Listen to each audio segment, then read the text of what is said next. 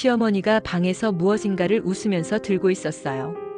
그런데 제 친정아버지의 유골함이었어요. 그 순간 제 심장은 멎는 줄 알았습니다. 그건 분명 제가 장례식장에서 확인했던 아버지의 유골함이 맞았거든요. 여러분, 혹시 사랑하는 사람의 가족을 너무 쉽게 믿고 계신가요? 지금 들려드릴 이야기는 단순한 막장 가족 드라마가 아닙니다. 이건 진짜 악몽입니다. 일부 이상한 낌새. 안녕하세요. 제 이름은 지연가명이고 올해로 32입니다. 저는 지금부터 제 인생을 송두리째 무너뜨렸던, 그리고 아직도 믿기지 않는 시어머니의 정체에 대해 이야기하려고 합니다. 모든 건 3년 전 겨울로 거슬러 올라갑니다. 당시 저는 남편 민우와 결혼한 지 2년 차였고 맞벌이 부부로 평범하게 살고 있었습니다. 남편은 착하고 성실한 사람이었고 시부모님은 두 분 다 지방에 계셔서 자주 뵐 일도 없었죠. 특히 시어머니는 처음 봤을 때부터 굉장히 다정한 이미지였어요. 목소리도 나긋나긋하고 음식도 늘 정성껏 해주셨고 결혼 전부터 저를 딸처럼 챙겨주셨습니다. 그런데 결혼 후 한 가지 이상한 점이 있었습니다. 시어머니는 저와 단둘이 있을 때만 묘하게 말투가 바뀌고 눈빛이 변했어요. 처음엔 제가 예민한 줄 알았죠. 그런데 이상한 건 시어머니는 남편 앞에서와 저 앞에서 완전히 다른 사람이었습니다. 예를 들면 제가 남편 앞에서 어머니가 김치찌개 정말 맛있게 끓이시더라고요 라고 말하면 시어머니는 생글생글 웃으며 아이고 뭐 그걸 다 맛있다고 하니 우리 며느리는 참 착한 애라고 대답했지만 남편이 방에 들어가고 나면 갑자기 얼굴이 굳으면서 맛있긴 뭐가 맛있어. 그런 것도 못 끓이면 며느리가 아니지. 라고 한마디 툭 내뱉는 식이었어요. 저는 어안이 벙벙했고 이런 일이 몇 번 반복되자 이건 내가 예민한 게 아니라 진짜구나 싶었죠. 하지만 남편에게 말하면 괜히 사이만 나빠질 것 같아 참았습니다. 그땐 몰랐어요. 그게 시작이었다는 걸. 왜 그걸 어머니가 알고 계시죠? 어느 날 저희 집에서 남편과 시어머니 그리고 저 이렇게 셋이 저녁을 먹고 있었습니다. 남편은 화장실에 들어갔고 시어머니가 제게 묻더군요. 지연아, 너 그때 유산했던 거 그거 친정 엄마한테 말 안 했지? 순간 제 몸이 얼어붙었습니다. 그 유산 이야기는 저와 남편만 알고 있었고 저희는 그 누구에게도 말하지 않기로 약속했거든요. 남편도 절대 입 밖에 낸 적이 없고 심지어 제 친정엄마도 몰랐던 일이었는데 저는 놀란 얼굴로 시어머니를 쳐다봤고 시어머니는 마치 제 반응을 즐기는 듯 웃으며 아유 엄마는 다 알지라고 말했습니다. 그날 밤 저는 남편에게 물었어요. 혹시 엄마한테 그 얘기했어? 남편은 깜짝 놀라며 말했죠. 무슨 소리야? 그건 우리 둘만의 비밀이잖아. 저는 그날부터 이상한 불안함에 시달리기 시작했습니다. 시어머니가 알고 있는 정보들이 점점 늘어났거든요. 제가 최근에 병원에 다녀온 기록, 친구들과의 문자 내용, 심지어 제 생리주기까지. 처음엔 우연이라 생각했어요. 하지만 누가 봐도 우연이 아니었죠. 그녀는 저를 지켜보고 있었습니다. 더 깊어지는 의심. 며칠 후 집에 들어갔더니 저희 침실 베개 밑에 있던 메모를 발견했어요. 너는 진실을 감당할 준비가 안 됐어. 그게 문제야. 누가 쓴 건지도 모르겠고 필체도 낯설었습니다. 남편에게 물어봤지만 그는 무슨 메모? 라며 전혀 모르겠다고 했고요. 저는 결국 집안에 CCTV를 몰래 설치했습니다. 혹시 내가 없는 사이 누군가 집에 들어오는 건 아닐까 싶었거든요. 며칠 뒤 녹화된 영상을 보며 저는 말 그대로 숨이 멎을 뻔했습니다. 시어머니가 저희 집 비밀번호를 누르고 들어오는 장면이 찍혀 있었거든요. 아무 말 없이 조용히 들어와 거실을 지나 침실로 향한 그녀는 제 화장대를 뒤지고 옷장 서랍을 열고 베개 밑을 뒤졌습니다. 그리고 웃으면서 무언가를 꺼내들었죠. 그건 제 아버지 유골함 사진이었습니다. 장례식장에서만 있었던 사진인데 어떻게 그게, 왜 그녀가 갖고 있는 거죠? 그 순간 온몸에 소름이 돋았습니다. 그녀는 단순한 시어머니가 아니었습니다. 파트 2 유골함 속의 진실. 영상 속 시어머니는 마치 자기 집인 듯 능숙하게 저희 집을 돌아다녔습니다. 거실 책장을 넘기고 제 서랍 속에 있던 물건들을 하나하나 꺼내보며 심지어 저와 남편의 결혼 앨범을 꺼내 들고 사진을 쳐다보며 혼잣말을 중얼거리는 장면도 있었습니다. 이 여자가 하필 이 여자여야 했냐 민우야. 그 말에 저는 오싹해졌습니다. 그리고 그녀가 꺼내든 한 장의 사진. 바로 아버지의 유골함 앞에서 찍은 가족 사진이었습니다. 그건 제가 26살 아버지 장례식장에서 가족끼리 찍은 단 한 장의 사진이었죠. 그 사진은 오직 저와 친정엄마 그리고 오빠만 갖고 있었습니다. 절대 외부로 유출된 적 없는 가족 내부만 아는 사진. 그녀는 도대체 그 사진을 어떻게 갖고 있었던 걸까요? 혹시 우리 집을 털었던 건? 생각해보면 2년 전쯤 한번 우리 친정집에 도둑이 들었던 적이 있었습니다.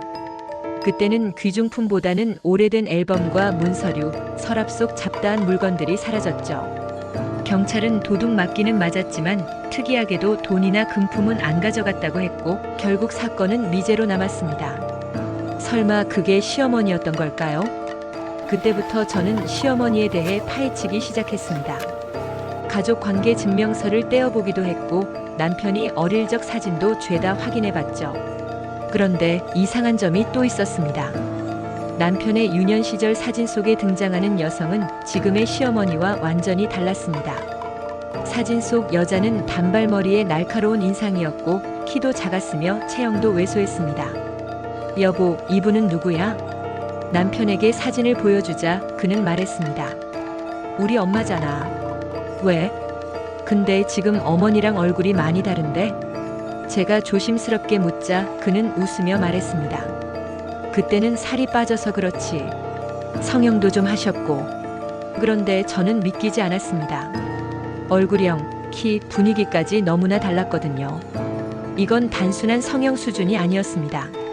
그리고 결정적으로 가족 관계 증명서를 확인했을 때 시어머니의 계명 전 이름이 기재되어 있었는데 그 이름 어딘가 낯익었습니다. 그 이름 어디서 봤더라? 저는 결국 친정엄마에게 전화를 걸어 물어봤습니다. 엄마, 혹시 90년대 후반에 우리 가족 괴롭혔던 여자 기억나? 엄마는 순간 조용하더니 곧 말했습니다. 지연아, 왜 갑자기 그걸 물어봐? 그때 너 어렸을 때잖아. 아빠 회사에서 이상한 여자가 자꾸 찾아와서 협박하고 협박 편지도 보내고 결국엔 아빠가 회사 그만두고 이사까지 갔잖니. 저는 가슴이 철렁 내려앉았습니다. 그 여자의 이름을 엄마는 또렷하게 기억하고 있었습니다. 바로 시어머니의 계명 전 이름. 그녀는 아버지의 회사 동료였고 당시 사무보조직으로 들어와 아버지를 집요하게 따라다니다가 결국 집까지 찾아왔던 스토커였던 겁니다. 그녀는 우연히 시어머니가 된 게 아니었다.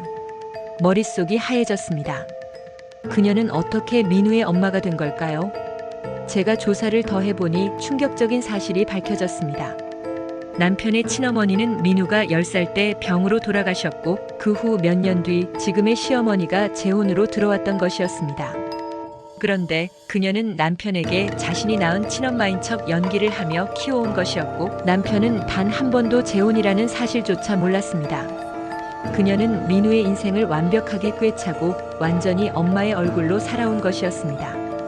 즉 그녀는 제 아버지를 스토킹하던 여자였고 우연을 가장해 시어머니로 제 인생에 다시 들어온 겁니다. 이건 우연이 아니었습니다. 처음부터 계획된 복수극이었는지도 모릅니다.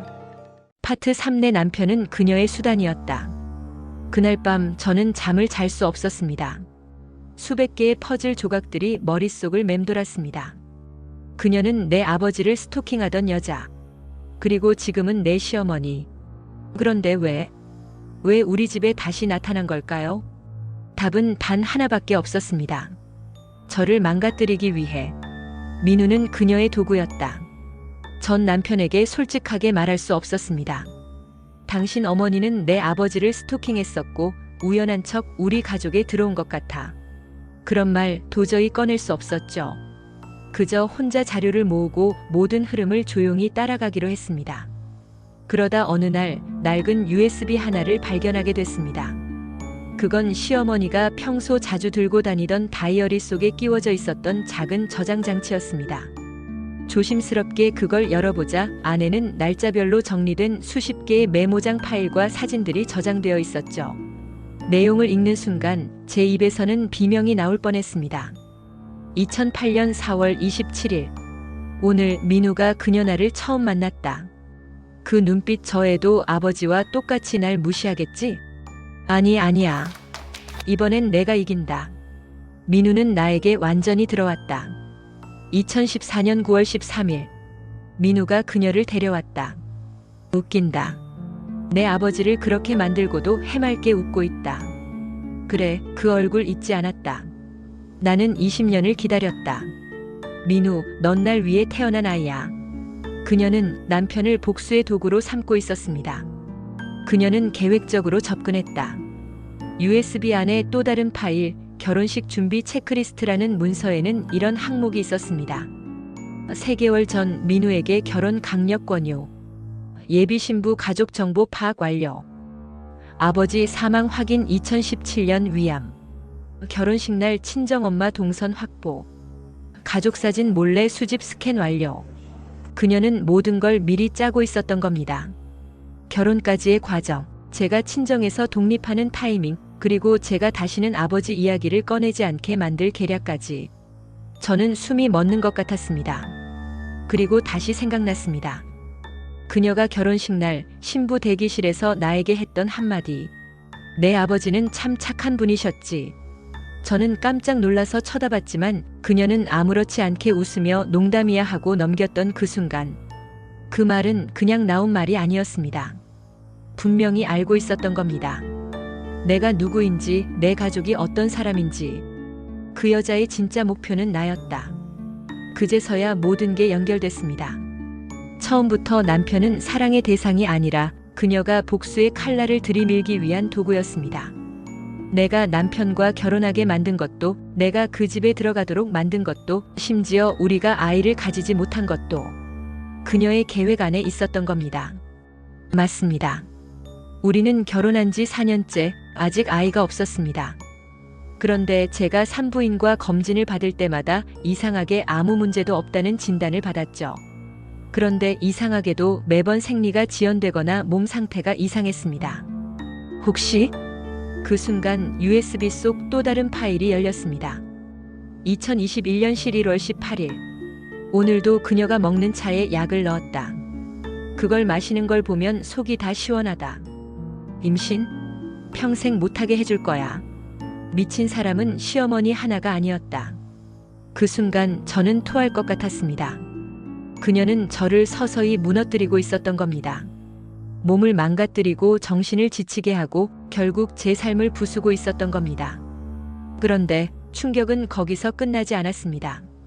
그 USB 파일 끝에 하나의 영상이 있었습니다. 케미020. 숨겨진 카메라 영상이었습니다. 화면에는 우리 집 안방, 그리고 그 안에서 남편과 시어머니가 함께 누워 있었습니다. 파트 4. 영상은 흐릿한 흑백 화면이었습니다. 침실의 천장 구석에서 내려다보는 각도. 날짜는 2020년 11월 3일, 시간은 새벽 2시 41분. 그날은 남편이 갑자기 야근을 한다며 집에 들어오지 않았던 날이었습니다. 그런데 그 영상 속에서 저는 그 남자를 봤습니다. 제 남편. 그리고 그 옆에 잠옷 차림의 시어머니가 누워 있었습니다. 이건 무슨 장난이야? 저는 너무 놀라 키보드를 놓쳤습니다. 심장이 터질 것처럼 뛰고 손이 덜덜 떨렸습니다. 영상 속 남편은 웃고 있었고 시어머니는 그의 팔에 살며시 안겨 있었습니다. 그녀가 말했습니다. 아직도 그렇게 불안해? 그 여자 아무것도 몰라. 우린 완벽해.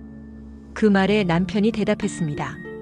엄마, 아니 이제 당신이랑 나 더는 숨길 필요 없잖아. 이제 당신은 그녀가 만든 인형이야. 저는 미친 듯이 USB를 검색했습니다. 혹시나 했는데 있었습니다. 다이어리 아리시 2020년 10월 25일. 그녀가 직접 녹음한 음성 파일이었습니다. 누군가와 통화하며 말하는 듯한 그녀의 목소리. 얘는 내가 길렀다고 해도 과언이 아니야. 그의 엄마가 죽고 난 뒤 내가 직접 키운 거나 다름없지. 그러니까 당연한 거야. 우린 단순한 모자가 아니야. 그 여자? 그냥 우리 게임의 무대장치야. 민우, 그 남자도 정상은 아니었다. 저는 남편과 처음 만났던 날을 떠올렸습니다. 그의 다정함, 배려심, 따뜻했던 눈빛. 그 모든 것이 조작된 감정이었을까요? 그가 어릴 때부터 시어머니 밑에서 어떤 영향을 받았는지, 그녀가 어떤 식으로 아이의 감정을 조작하고 세뇌시켜왔는지 이젠 알 것 같았습니다. 남편은 스스로 생각하지 않았습니다. 그는 엄마가 주는 감정에 중독되어 있었습니다. 마치 엄마 없이는 존재 자체가 불안한 아이처럼. 그리고 저는 그들의 게임에 끼어든 불청객이었던 겁니다. 내가 봐버렸어. 봐봤다고. 그날 밤 저는 남편이 들어오자마자 USB를 그대로 보여줬습니다. 그리고 영상 속 장면을 멈춰 세우고 소리쳤죠. 이건 뭐야? 왜 당신이 거기서 엄마랑? 남편은 처음엔 입을 다물더니 이내 웃으며 말했습니다. 그걸 이제 알았어? 늦었네. 넌 그냥 우리 실험 대상이었어. 우리가 널 어디까지 망가뜨릴 수 있을지.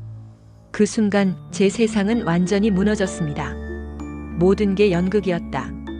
그의 다정한 말들, 결혼 후 매주 챙기던 시댁 식사 모임, 아이를 갖기 위한 노력까지. 그 모든 것이 그녀와 그의 무대 위 연기였던 겁니다. 그들은 제가 매일 몸이 피곤하다고 말할 때마다 웃었고, 임신 테스트기에서 한 줄만 나왔을 때 몰래 하이파이브를 했던 걸까요?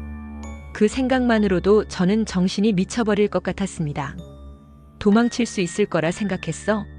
저는 곧바로 짐을 싸기 시작했습니다. 그 집에서 나가야 했습니다. 숨도 쉴 수 없었으니까요. 그런데 짐을 싸고 현관문을 여는 순간 시어머니가 그 앞에 서 있었습니다. 두 손엔 식칼이 들려 있었습니다. 그녀는 웃으며 말했습니다. 너 진짜 이 집에서 나가려고? 우리 게임 아직 안 끝났어. 파트 5 그날 피비린내 나는 밤이 시작됐다. 현관문 앞 시어머니는 웃고 있었습니다. 흰 잠옷 위로 붉은 무언가가 번져 있었고 그 손에는 식칼이 들려 있었습니다. 이제야 시작이네. 우릴 배신했으니까 당연한 벌을 받아야지. 그녀의 눈은 이미 사람이 아니었습니다. 미소는 있었지만 감정은 없었습니다. 그건 광기였습니다. 민우는 너랑 끝났다고 했어. 이제 너만 사라지면 돼. 저는 뒷걸음질 쳤고 핸드폰을 꺼내려다 그녀가 제 손목을 잡았습니다. 손끝에서 전기가 튀는 듯한 공포가 온몸을 덮쳤습니다. 넌 절대 도망 못 가. 넌 우리 안에 들어왔고 이제는 빠져나갈 수 없어. 그녀는 그렇게 말하며 칼날을 제 목 쪽으로 들었습니다. 하지만 바로 그 순간 남편이 등장했습니다. 엄마, 제발 하지 마. 남편 민우는 숨을 헐떡이며 뛰어들었고 시어머니와 저 사이를 가로막았습니다. 우린 여기까지만 하자. 내가 감당할 수 있는 선을 넘었어. 하지만 시어머니는 웃었습니다. 넌 지금 이 여편 내 편을 드는 거야? 내가 그럴 수 있어? 나랑 함께한 세월을 부정해? 그녀의 목소리는 떨렸고 눈물인지 피인지 모를 무언가가 그녀의 뺨을 타고 흘렀습니다. 너는 내 아들이야. 내 작품이라고. 그녀는 칼을 스스로의 팔에 그었습니다. 피가 튀었고 남편이 비명을 질렀습니다. 그만해. 이건 사랑이 아니야. 그녀는 고개를 절레절레 저었습니다. 사랑이 아니라고? 그럼 우리가 이 모든 걸 왜 했을까? 그리고 그녀는 칼을 다시 들었고 이번엔 자신을 겨냥했습니다. 저는 반사적으로 그녀의 팔을 잡았고 그 과정에서 제 손에도 피가 났습니다. 그럼 넌 증인이네. 피범벅이 된 채 시어머니는 웃었습니다. 이제 너도 피를 봤어. 그러니까 이제 우린 같아. 이제야 진짜 가족이 됐네. 저는 뒤로 물러났습니다. 이해할 수 없었습니다. 도대체 이 사람은 왜 이렇게까지 하는 걸까? 그 순간 남편이 뒤편에서 경찰에 신고하고 있었습니다. 그제야 희망이 보였습니다. 그리고 경찰이 도착했다. 경찰차가 들이닥쳤고 시어머니는 검거되었습니다. 그녀는 아무런 저항도 없이 그저 미소만 머금은 채 따라갔습니다. 게임은 끝났어. 그녀의 마지막 말이었습니다. 그날 이후 저는 정신과 치료를 받기 시작했습니다. 밤마다 비명소리에 깨고 누군가 문 앞에 있는 듯한 환청에 시달렸습니다. 민우는 어땠을까? 남편은 시어머니가 잡혀간 후 며칠간 연락을 끊었습니다. 그리고 어느 날 저를 찾아와 고개를 숙였습니다. 미안해. 정말 미안해. 그는 자신도 이 모든 것에서 벗어나고 싶었다고 했습니다. 하지만 그때까지도 그는 자기 엄마를 그 사람이라 부르지 못했습니다. 난 평생 그녀의 인형이었어. 진짜 끝은 아직 아니었다. 사건은 그렇게 마무리되는 듯 했지만 사흘 뒤 집 우편함에 낯선 소포 하나가 도착했습니다. 보낸 사람 한지원. 내용 없음. 그 안엔 낡은 비디오 테이프가 들어 있었습니다. 그리고 손글씨로 쓴 메모 한 장. 내가 본 건 시작일 뿐이야. 진짜 이야기는 지금부터야. 민우가 숨기고 있는 게 더 많아. 파트 6. 지금 그녀가 당신 곁에 있다. 시어머니가 정신병원에 입원한 이후 며칠간은 마치 폭풍이 지나간 듯 고요했습니다. 하지만 전 알 수 있었습니다.